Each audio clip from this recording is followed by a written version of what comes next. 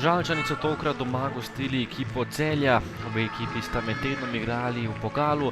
Domžalčani so zmagali na Dravi pri Ptuju s kar 4-0, z identičnim izidom pa je Celje doma premagalo Zavrč.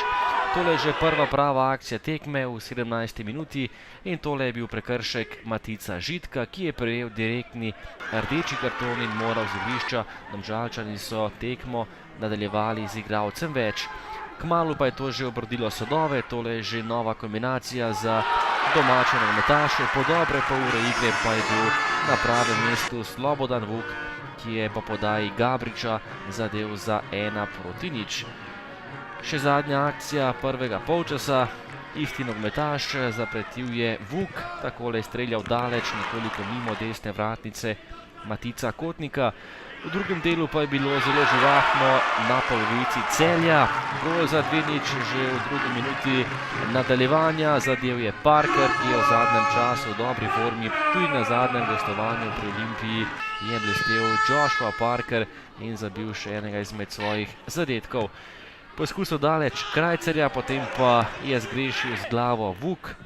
Nato še enkrat dva nevarna strela Celjanov, prvič je Miro Verbič, potem še centrih, na pravem mestu na koncu Vidmar in še prekršek v napadu Celjanov za prekinitev igre.